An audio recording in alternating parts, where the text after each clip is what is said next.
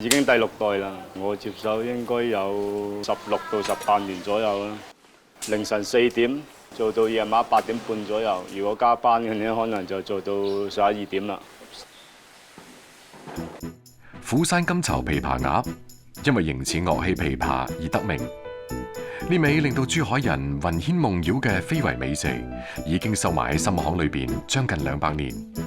琵琶鴨嘅神奇之處，在於佢無論係熱定係凍，都保持皮脆肉嫩、唇齒留香嘅口感。而傳承咗6代人，歷經咗上百年嘅經營史，更加令到琵琶鴨嘅故事熠熠生輝。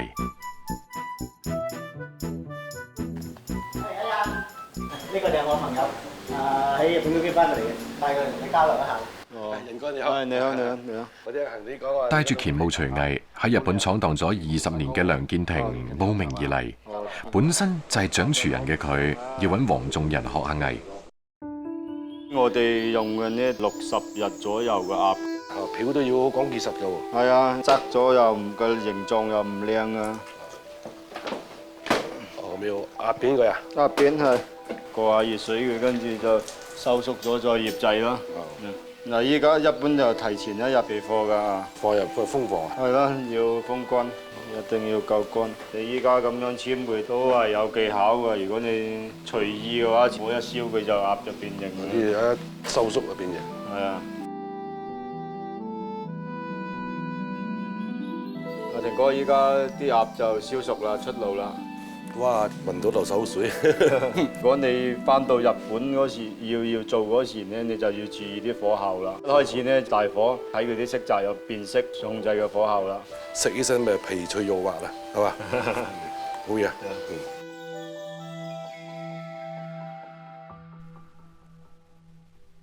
從乾務翻到東京，梁建庭已經迫不及待要打開爐灶。佢喺短時間之內推出每個星期嘅特別菜式，琵琶鴨係目標之一。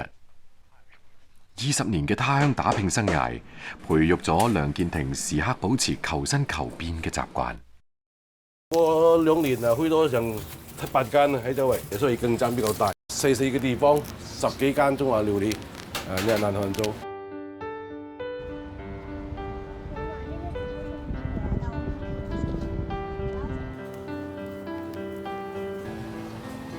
20年前，初生牛犢不怕苦嘅梁建庭，帶住學咗2年嘅粵菜廚藝嚟到日本東京謀生。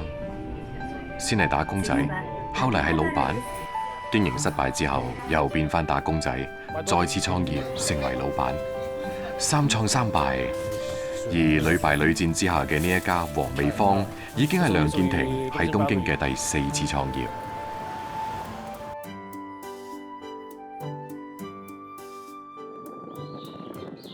每日朝早8點，梁建庭同太太必須準時搭上前往東京中央區嘅列車，個半鐘頭嘅路程，趕喺10點前返到佢哋嘅主戰場，要做午餐前嘅準備工作。我呢間黃味坊都去緊3年啦，嗰3年呢一直都係一個人炒菜、洗碗、切菜、買貨，全部我一個人搞掂。上邊就我老婆咯，執飯、洗杯啊，我老婆咯。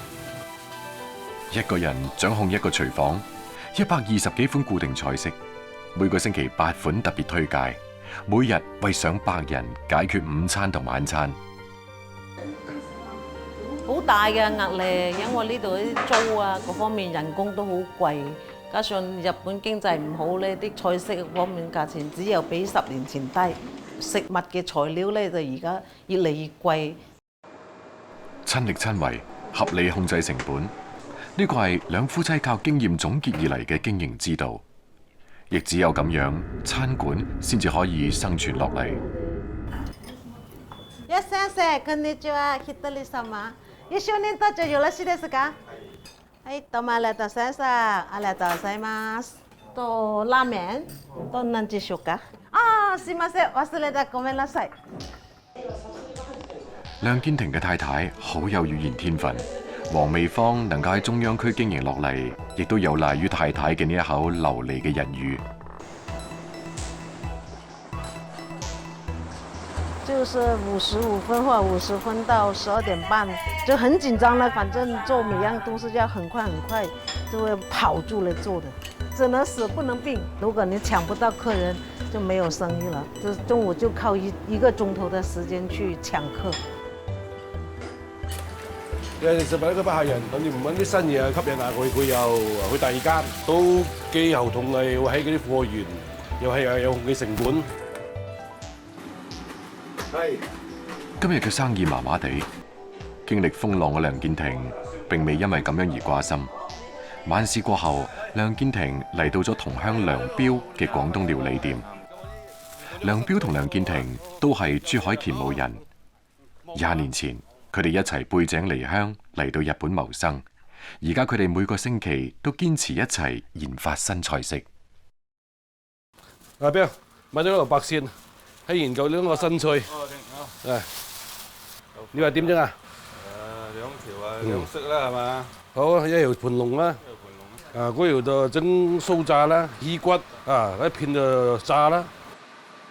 每年嘅5、6月係日本人食用鰻魚嘅黃金季節。梁建庭諗住趁住呢個時候研究出吻合日本人口味嘅鰻魚菜式。起咗吉幾啲就切日字人，邊啲手醬、鹽味，醃下佢。一提上雞蛋，飲啲麵包糠，應該好好食嘅，口感好好，應該脆嘛，只要脆嘛。佢有得炸，佢有得炒，佢有得試得負得嘛。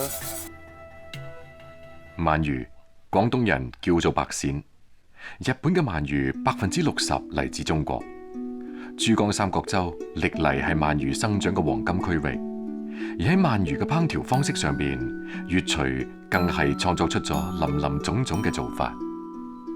從乾務到東京，一樣嘅殼，一樣嘅鍋爐，唔一樣嘅係喺背井離鄉下做住家鄉菜，分享俾他鄉嘅人。每個星期一個新菜，確實令到梁建庭絞盡腦汁。香嘅、辣嘅、中日結合嘅菜式千變萬化，方法層出不窮。而一切都係為咗生活同子女。冇咩意會繼續做落去㗎啦，做到都10幾大啦，出嚟揾食啦，咁退休咯，有排搏啊，都有10幾年。為生計背井離鄉闖蕩世界嘅同時，以梁建庭為代表嘅蔣學人，亦都令到粵廚嘅手藝同精神流轉於世界各地。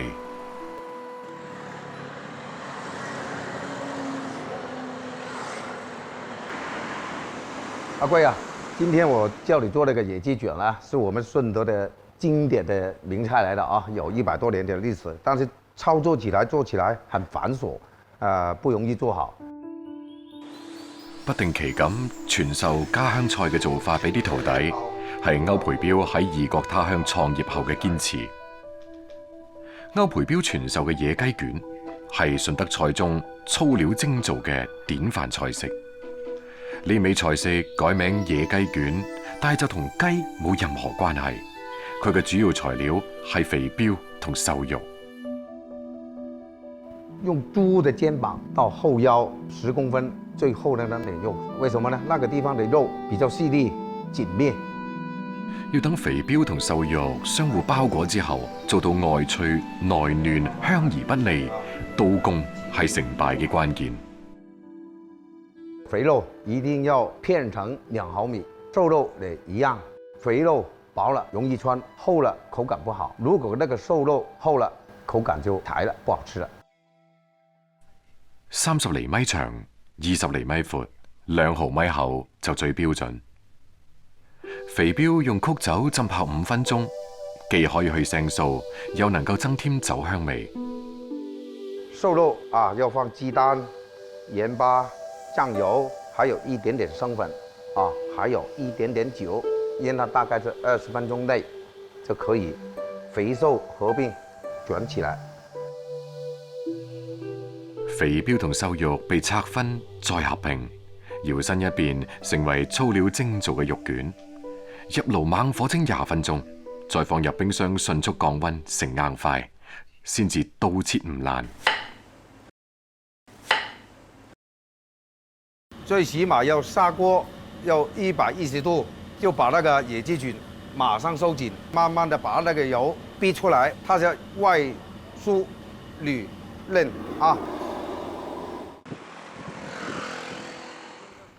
林生好，聽日揾龍頭魚啊！喂，呢兩日刮大風咁喎，唔知有冇喎？我打個電話幫你訂啦。啊，又要訂食蟹唔好多喎呢輪。今晚啊，順德房留俾你最大嘅順德房嚇，你訂嘅大海膽啊，各方面都已經留好咗啦。午市過後，歐培彪將主戰場轉移到咗手機之上，食客嘅來電既係驚喜，又係壓力。張生你好。你要個龍頭魚啊？係。林哥，聽晚啊擔埋到要6斤龍頭魚，有冇貨？多喎。要6斤咁多，你得5條，6條，加埋裏邊都得6條。啊，即係個市場就揾，我又打電話，你又打電話啊，即刻安排好。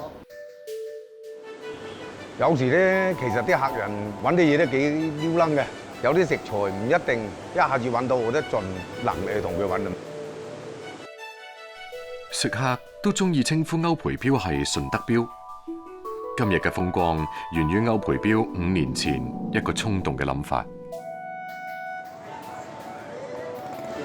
初嚟嗰陣啊，玩過1、2次之後咧，感覺到呢度個環境好，海鮮啊各方面都好新鮮好靚，燒烤啊、煎炸啊咁啊為主嘅啦。比如蒸條魚啊，佢都唔識蒸嘅，魚鱗就掛得唔清，魚須都唔滑，咁啊點食咧？咁我行到呢度見到咁嘅情況。啊，咦，有商機喎！咁多我哋個國內人過嚟旅遊，啊呢度食材又靚，嘗試下將我哋個順德美食推廣下，睇下得唔得啦咁樣。廣東人中意話做就做。5年前，順德人家成為現港第一家傳統粵菜館。順德野雞卷配越南野菜，家鄉扣肉，每一味菜歐培彪都手到擒來。但係就算係咁，創業之路都並唔係一帆風順。我哋初都冇考慮到咁麻煩、咁複雜嘅。再聘請人員嗰陣，啊，好似廚房啲兄弟帶啲徒弟，哇，龍咬虎不如咁，各方面好多乜嘢微料完全唔符嘅，做唔掂嘅。啊，咁啊後期咧就全部喺國內廣州、佛山批發，咁先係真正做到今時今日我哋個菜係嗰個味性。為咗能夠將家鄉風味複製到異國他鄉，歐培彪整用咗5年嚟到解結，解食材同配料嘅結，解天然做法同後期加工嘅結，直到客似雲來嘅時候，歐培彪先至相信自己不負鳳廚美食傳播者嘅稱號。呢一日喺越南朋友嘅幫助底下，歐培彪喺當地市場終於揾到咗極少露面嘅龍頭魚。龍頭魚嘅頭部同埋口緣有好多束鬚狀嘅鬍鬚，正面睇有啲似龍頭，所以俾當地人叫做龍頭魚。龍頭魚嘅學名叫做鰻魚，生活喺近海岸線水礁石裏邊同深海區，佢可以喺冇水環境裏邊生存24小時。哦，這裡有龍頭魚啊！哎，哪裡來的？富貴島。啊，富貴島的。南部的。啊，南部的，也是越南的。他說這個市場沒有了，他不賣的。對，我跑了幾個市場，來全賣給我，看多少錢。夠晒大條，呢啲夠晒大條，全部收貨。意外嘅收穫就係毒刺嚟嘅，俾佢吉親隻手咧會中毒，會發脹發黑。清蒸龍頭魚同金沙龍頭魚，將龍頭魚處理乾淨之後，加入陳皮絲、紅棗片同薑片，以及鹽巴蠔油醃製10分鐘，再放入去蒸爐猛火蒸10分鐘，淋啲滾咗嘅花生油。粵式食材，廣式做法，出品好受歡迎。嚟咯！最後一道主菜啊，龍頭魚啊嗱，平時好難揾噶嘛，我今日有啲客要揾嚟食，我就剩翻幾條自己食埋佢咯，平時都少食啦。呢個係酸湯煮嘅龍頭魚嚇。野雞卷咧，有啲又怕熱氣，東南亞嘅雜草啊，包住嚟食，下火輕熱。好嘅。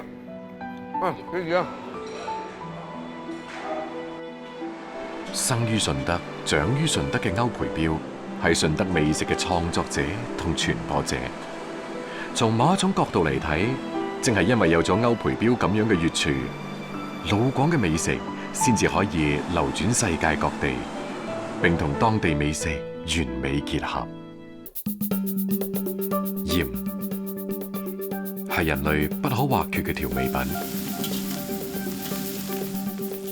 世界上有多種多樣嘅鹽，賦予食物唔同嘅風味同特性。用喺各式菜肴嘅烹調上，亦都會有唔同嘅效果。喺廣東，本地自產嘅鹽大多數嚟自海洋嘅饋贈。瓊州海峽同北部灣交匯嘅地方，一角沙灘前身入海，呢個就係大陸最南端徐聞登樓角。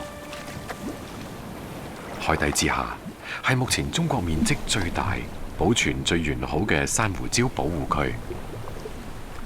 漲潮嘅時候，純淨嘅海水通過隻葉綿長嘅沙灘湧入內陸，海水濃度提高，令到呢一帶成為天賜嘅好鹽場。廣東鹽業徐聞鹽場就係咁樣奠定咗本省4大鹽場之一嘅地位。我的父親，他就說我的工作你不來聽，誰來聽？我是第4代的嘛，我爸是第3代嘛。鄧蘭雄18歲就開始做鹽工，一眨眼過咗36年，佢成為呢一片鹽場嘅曬白。海鹽生產嘅質量同數量，除咗睇天，就要睇曬白嘅功夫。特別係控制滷水濃度，太低產唔到鹽，太高又容易帶雜質入去。8月嘅徐聞連續落雨，鹽場俾大片黑色薄膜覆蓋住，為咗防雨。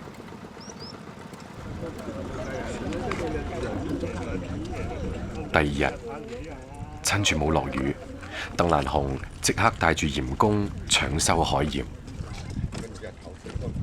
收鹽的時間是看鹽多少，一般我們都是在凌晨2點做到早上9點，時間比較長。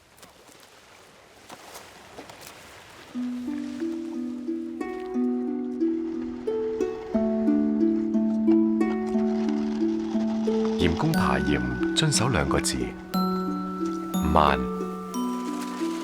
油過於頻繁咁攪動，會令到結晶池裏邊嘅滷水變得好渾濁，影響鹽嘅質量。9點後呢，那太陽比較好，蒸發量高嘛。如果你不在這個時候的把那鹽收完呢，它重進度不是那麼好嘛，就影響到那生產質量。太陽漸漸升高，大家加快咗速度。鄧蘭雄將地下嘅鹽堆鏟到乾乾淨淨，呢個係佢嘅習慣，因為知道鹽來之不易。海水漲潮湧入蒸發區，通過納潮、製滷、結晶等工序，每年超過5萬噸嘅天然生態海鹽從呢一度產出。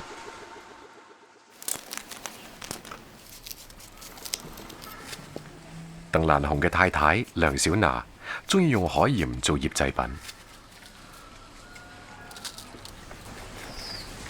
趁住天氣好，佢而家醃緊芥菜同蘿蔔啊！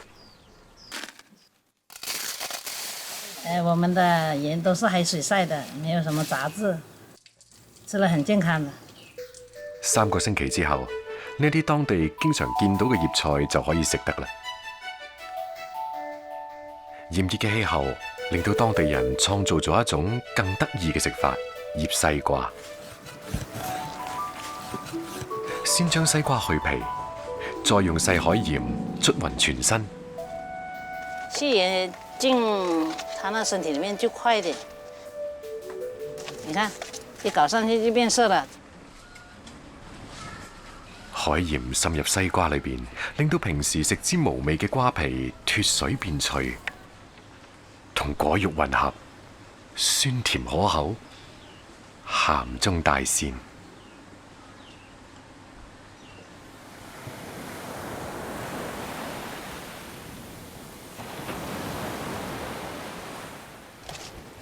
海邊嘅人做醃製品，又點可以冇咗魚呢？鄧蘭雄買咗當地常見嘅金槍魚，清理乾淨，撒啲粗海鹽，再醃製2個鐘頭就可以攞出去晾曬啦。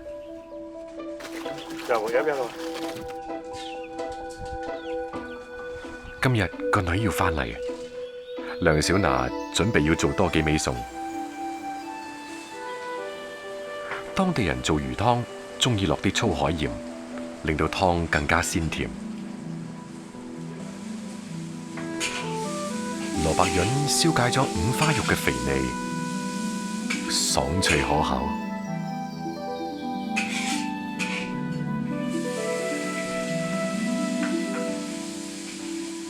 醃西瓜同魚乾嘅搭配，產生咗奇妙嘅口感。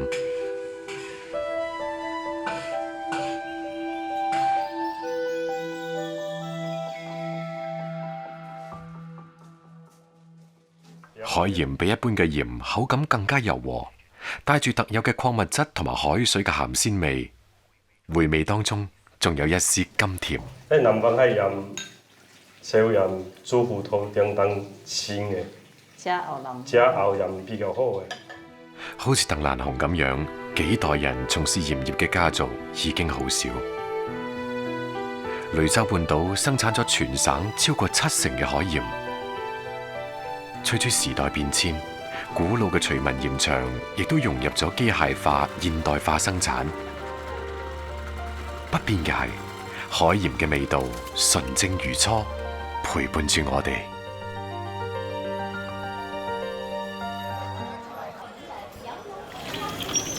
潮汕地區美食眾多，並且極具當地特色。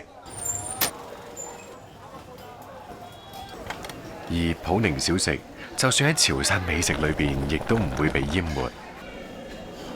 更絕嘅係，幾乎每樣食物都有唔同嘅蘸醬搭配。其中最出名嘅，要數以產地命名嘅普寧豆醬。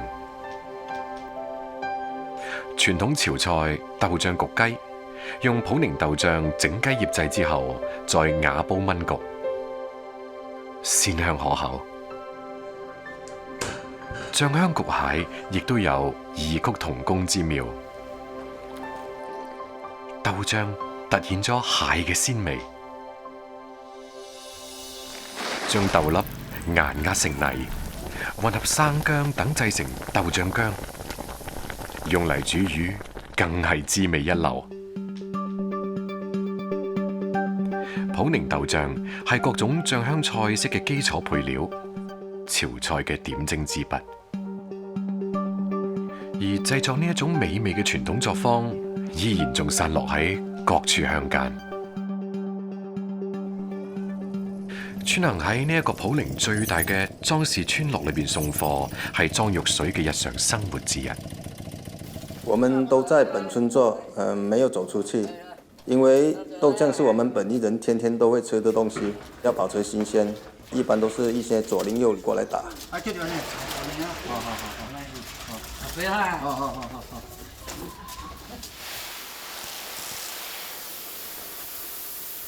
莊玉水經營住村裏邊唯一一家豆醬作坊，爸爸莊宋雄有時都會幫手。我們歷史就比較久了，因為是我從我祖爺到我這裡第4代了，4代應該有100多年了。將去皮嘅黃豆浸泡半個鐘頭就可以蒸豆啦。為咗將黃豆徹底蒸熟，必須分批倒入去，成個過程要2個鐘頭。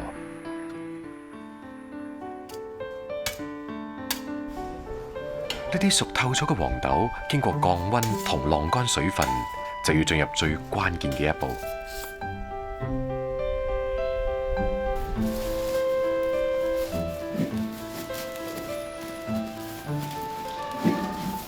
咁咧25斤米好，夾翻了，佢控制。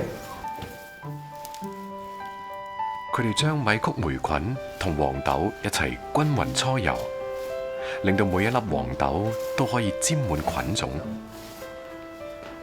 跟住落嚟，將裝滿黃豆嘅竹筲箕送去發酵房嗰度培養。那個起筋要培植得好，如果培植不好的話，它比較衰弱的話，溫度過高了，它會糜爛；溫度過低，太久的話，它其他細菌就會滲入。呢度工序好關鍵嘅，稍有紕漏，黃豆就用唔到噶啦。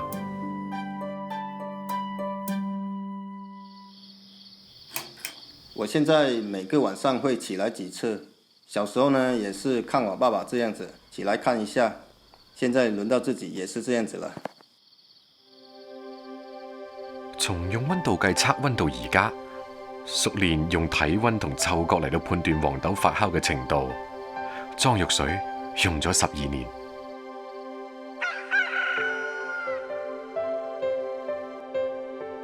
4日之後，經過莊玉水無數次翻看嘅黃豆，終於發酵好啦。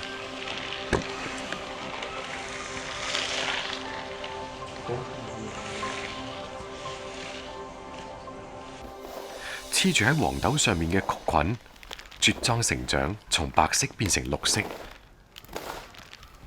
莊玉水將結塊嘅黃豆打散，再一次撈勻，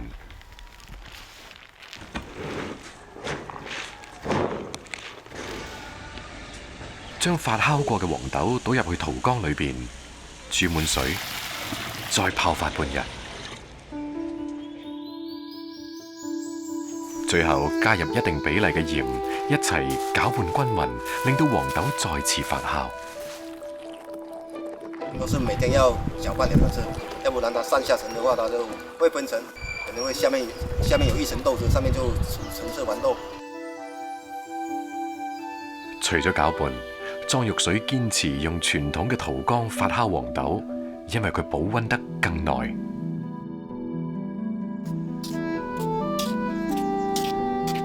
終於有一批豆醬可以出缸啦！莊玉水叫阿爸試試。爸，好食，呢個7點啊，好食。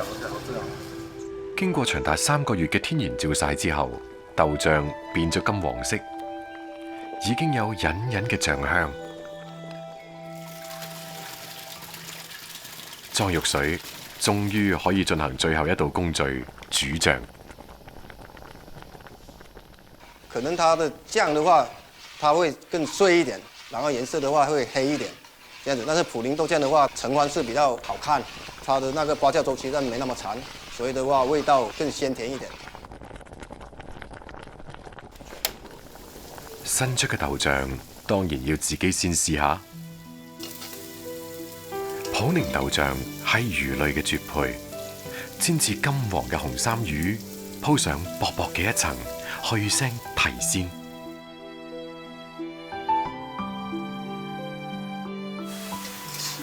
一紮當地產嘅通心菜，撒一羹普寧豆醬，再都唔需要其他調味料，就已經香氣撲鼻。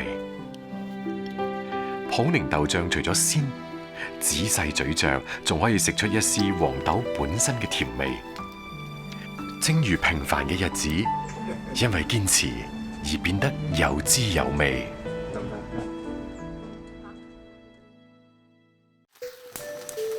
生蠔，一種喺廣東人嘅海鮮菜單上排喺前列嘅食品，好似牛奶一樣嘅光潔外表同絲滑嘅口感，令人欲罷不能。好難想象佢竟然可以搖身一變，製作出蠔油呢種咖啡色嘅濃稠醬汁，成為激發粵菜師傅創作嘅本土調料。如果係想試到傳統蠔油嘅風味，都仲要從海上溯源。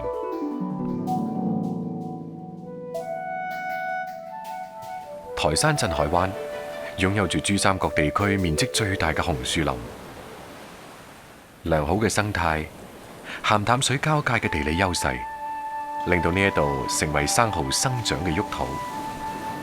水道兩邊蠔排密布，呢片海域面積3500幾畝嘅生蠔養殖場，本地人徐新柏同搭檔許廣綿喺呢一度養蠔養咗5年幾。到啦，又一成啦，同雜竹養殖嘅傳統方式唔同，徐新柏嘅養殖場用浮球釣養，咁樣無論退潮定係漲潮，生蠔始終都保持喺水下邊，獲得充足嘅食物，更利於生蠔育肥。呢批蠔經過3年以上養殖，已經長成大蠔。冬至後到清明前係品嚐嘅最佳時間。哇！咁你呢度高晒肥都可以。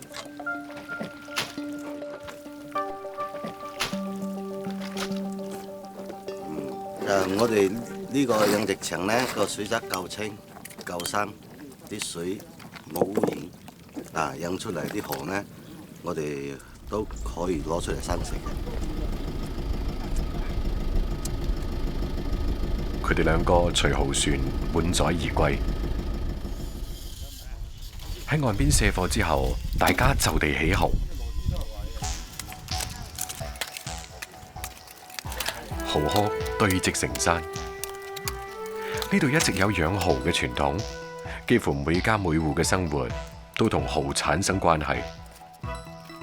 咁大量嘅生蠔，亦催生咗佢嘅衍生品嘅加工。當天捕撈嘅新鮮肥蠔運到徐新柏嘅加工廠裏邊，啲工人先將蠔肉清洗乾淨，蠔肉喺網袋裏邊沖刷到潔白如玉，最肥美嗰啲將會被挑選出嚟煮蠔水。而另一邊，徐新柏同徒弟一齊透火煲水，沖洗直徑2米嘅大鑊。徐新柏係屋企裏邊第4代做蠔油嘅，自細就跟住爸爸養蠔做蠔油，做咗10幾年啦，早已經獨當一面。啲水滾之後就倒啲鮮蠔落去，大約30分鐘左右，呢度就都有100斤蠔噶啦。將蠔肉同蠔水分離，蠔水過濾之後備用。徐新柏要用2日時間，將2000斤鮮蠔煮成蠔水，先至可以湊夠做1鑊蠔油嘅材料。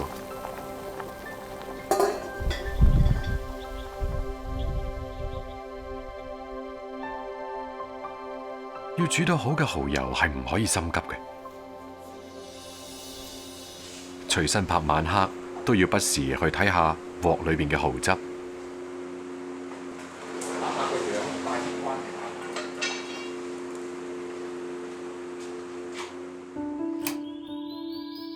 喺連續不斷嘅慢火烹煮底下，鑊裏邊嘅水分逐漸蒸發，蠔水變成棕色嘅蠔汁。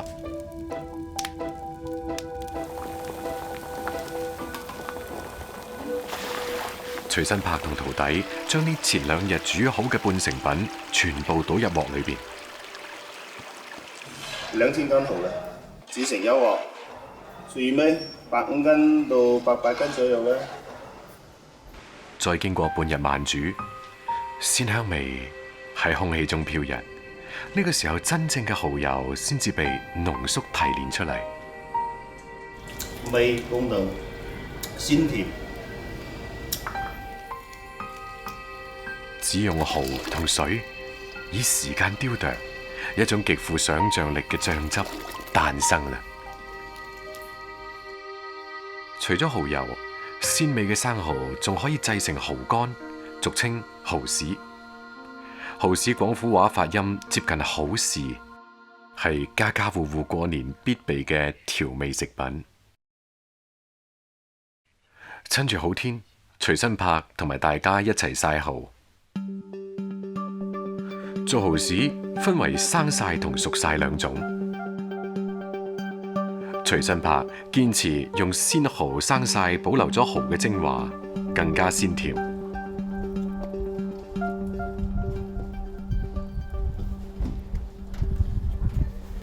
為咗改變靠天食飯嘅曬蠔方式，徐新柏琢磨出咗一種新嘅辦法。要烹爐入幾個鐘，就係鎖住嗰啲油質，保持佢嘅鮮度。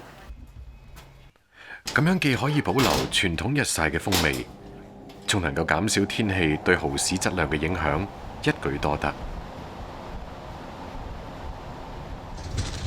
除咗蠔豉，徐新柏仲做咗另一種新產品——金蠔。呢隻六成乾咧，只要係煎、燜都得緊呢隻。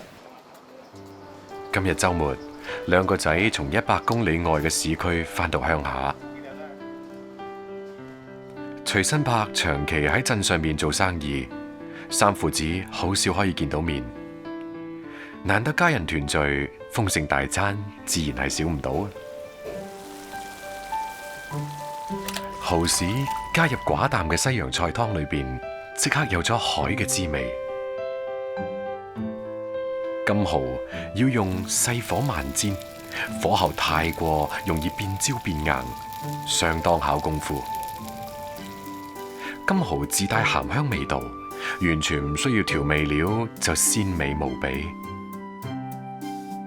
蠔油炆豬手係當地嘅特色菜，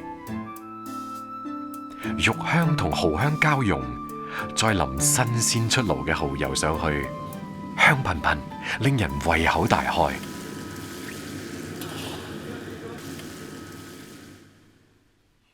徐新柏最懷念細個嗰陣喺白飯上邊淋一殼蠔油，咩菜都唔使，就已經覺得係人間美味。而家徐新柏將屋企傳承落嚟嘅蠔生意經營得越嚟越好，蠔油唔單止係佢生活裏邊嘅點睛之筆，更係一份感情深厚嘅事業。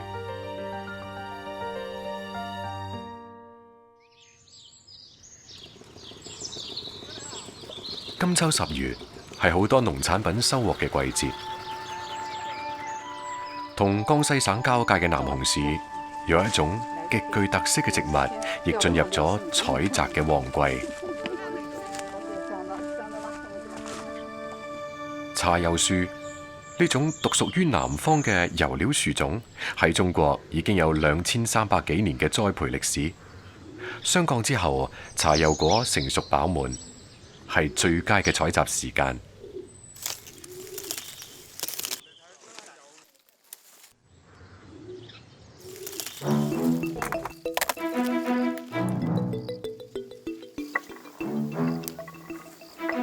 日照充足嘅話，茶油果就可以裂開，露出裏邊嘅茶油籽。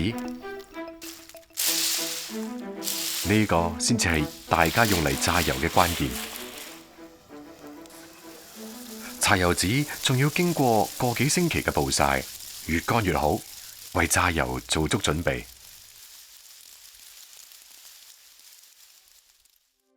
走入呢一個有100幾年歷史嘅熟悉老屋，鍾義金開始咗榨茶油嘅第一步。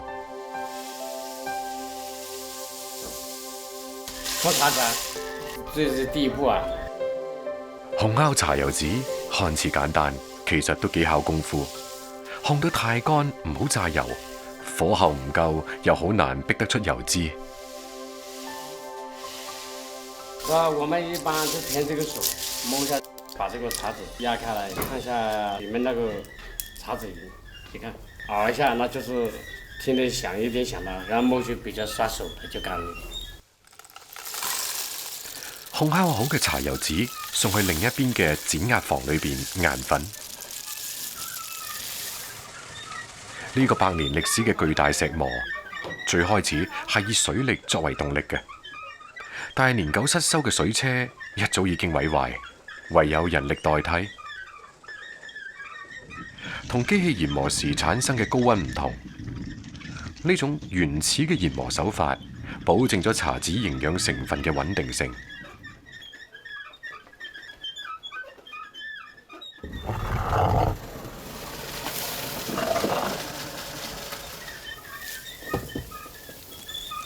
呢啲粉末被倒入去木桶裏邊，隔水蒸1個鐘頭。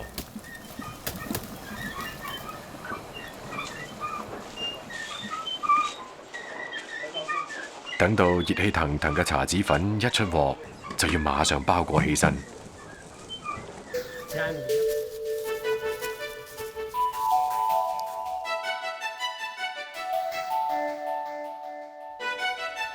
將胚餅整齊買入去雜木籠裏邊，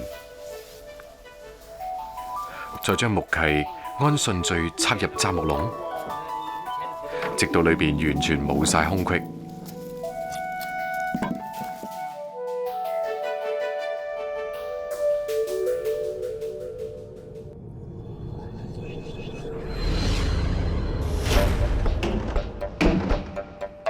呢個唔單止係體力活，更加係技術活。只要有膽量，不要怕，也靠眼睛，靠這個技術。打下來的時候，那就要看定下這個位置，打得也打得中，是這樣。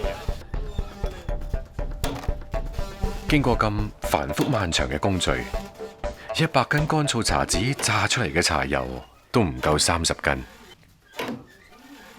我們這個油現在榨出來的時候才10幾度左右，機器榨的至少都有60度，等於是燒熟了。總的機器榨的油就沒有這個油榨的那麼好。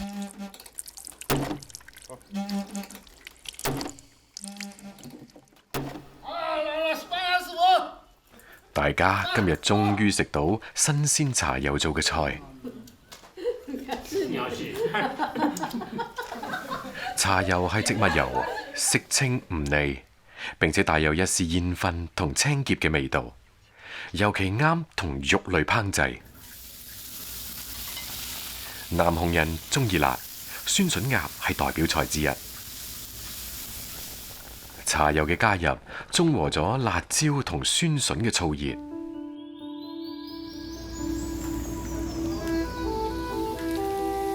茶油消除咗肉類嘅油膩，同時令到油脂蘊藏嘅鮮味得到升華。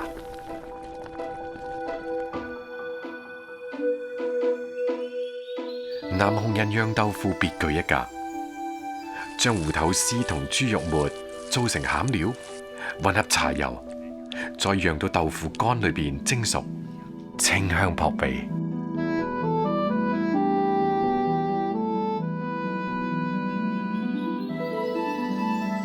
一般食用油嘅煙點只有100攝氏度，高溫煎炸嘅時候容易產生有害物質，但係茶油嘅煙點達到200攝氏度以上，油煙少，尤其適合煎炸使用。南紅特色小食油炸糍粑就係其中嘅代表。